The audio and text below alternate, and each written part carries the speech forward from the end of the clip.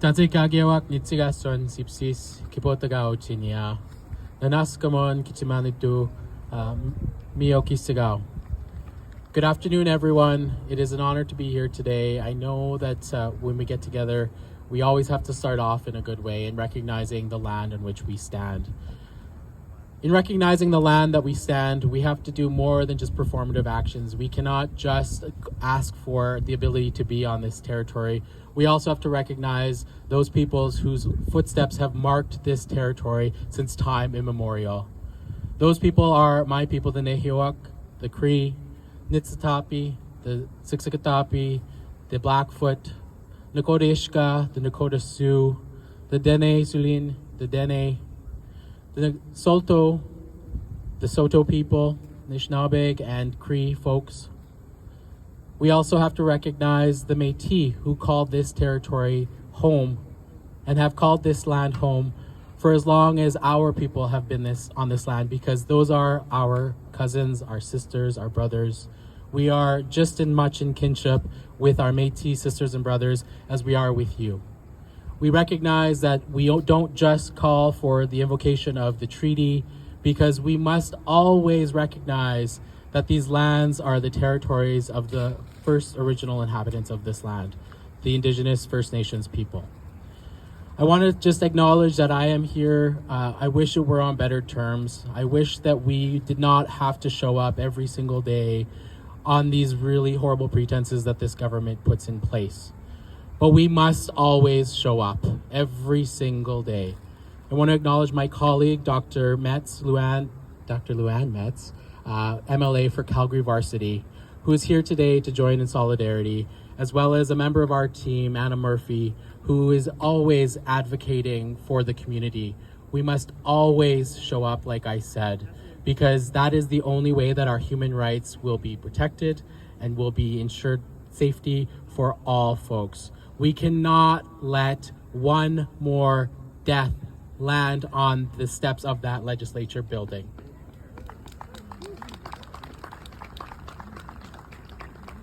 And on behalf of the Alberta NDP caucus, we will always show up. We will always stand up for any community facing discrimination or facing harms by their government.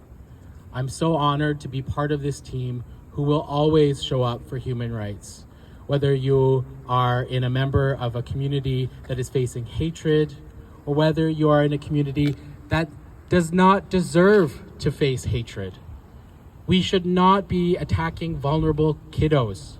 We should be focusing on the issues that Albertans need action on. Affordability, housing. We need more support for folks that are living on the streets, not to attack kids in schools or kids in healthcare. Let's put our priorities where they belong, which is on Albertans and ensuring everyone is prosperous and being able to be their best self. Nanaskamun for having me today, to the organizers. If you want to smudge, there is an actual smudge back here, so please feel free to come back and get some sacred medicine. I thank you all for being here today. Let's always show up for human rights. Jaime Scott Summers was a 37-year-old trans man who lived in Edmonton. He loved drawing anime, doing precise micro crafts, creating custom stickers, and was an Arsenal football supporter. Sadly, Jaime is no longer with us, which is a story that his uncle, Dr. David Keegan, will share with us via an audio clip shortly. When Dr. Keegan finishes speaking, or whenever you are feeling moved by his words, please turn on your candle and we will be having a moment of silence in Jaime's memory when he finishes. So we're going to have this moment of silence, and we're actively also going to acknowledge the other youth that we have lost. I know Jaime would want us to also actively acknowledge Next Benedict, who is a 16-year-old non-binary and two-spirited student whose life was tragically taken by an act of violence due to the legislation passed in the States that was an active attack on our youth. So today, as we're having our vigil, we're also reminding ourselves that we are in great, great mourning as lives are continuing to be lost. The UCP has blood on their hands, and they are responsible for this death and for declining our communities the basic health care that they deserve and they need. Shame! Shame!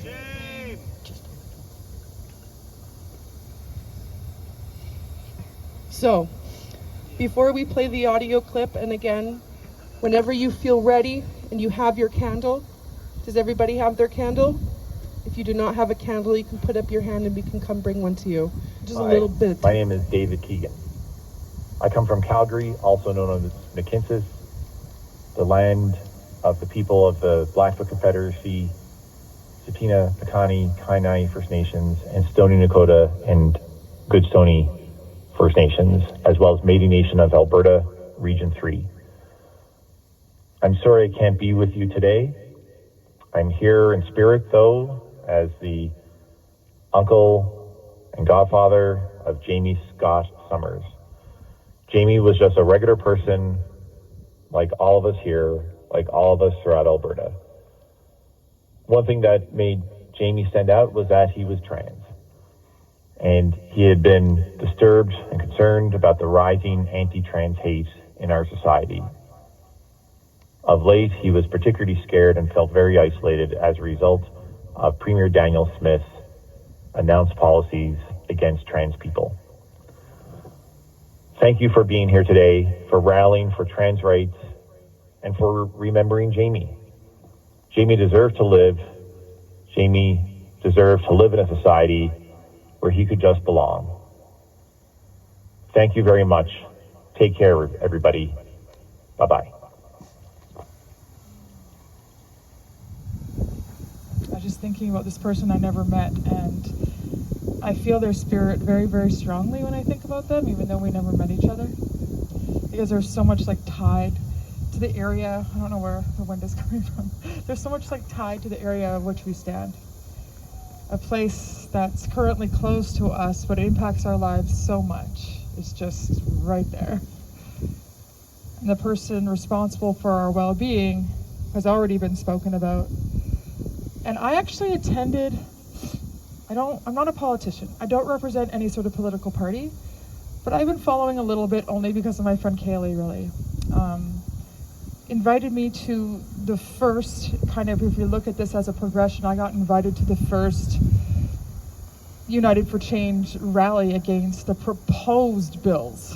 So I showed up to that one. It was me and the organizers and the people asked to speak, and nobody else came. And I asked Kaylee, and I said, where is everybody, It was cold, though. It was more windy and colder wind than this. And Kaylee said, unfortunately, people will start to show up more when someone dies. And that should not. We shouldn't have to show up here in the first place. And it definitely shouldn't have to be tied to any deaths. And it's a really unfortunate circumstance when it is.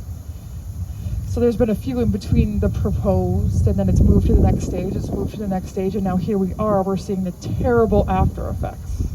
So I'm watching it in some sort of we're all watching it in some sort of real time, terrible chain reaction. And I'm trying to hold on to the teachings that I got. I'm also going to apologize for the wind. I really don't know how to stop it. But the teachings that I got talk about a circle and everybody being involved. Everyone is included and everybody is equal. It's we learned that in kindergarten. Do you remember circle time? You had to sit on the mat, you had to sit in a circle, and everybody was on the same level, and if someone was late, you made room for them. That's the teachings that I have. And also, there's many terms for two-spirited individuals. And two-spirited is an umbrella term. Some people don't use it, but I have heard it described as people who are First Nation, Métis, or Inuit, Indigenous to Turtle Island, and who are also part of the rainbow family, so gender or sexually diverse, and who also understand that there's some sort of cultural responsibility and role within that title. So a lot of it ended up being advocacy, foster parenting, teaching, being lawyers, the first sort of traditional lawyers and mediators, that was on us. And to step into roles of parentage for feminine and masculine, whatever that looked like, to be hunters, to be gatherers, to kind of do both and whatever was needed. So there are words for trans people that translate I've heard words in like Anishinaabe, Haudenosaunee, and a bunch of languages, and it translates to things like those who transform. Isn't that cool? We have a whole multi-billion-dollar movie franchise on Transformers. I just think think about that for a second. Those who transform.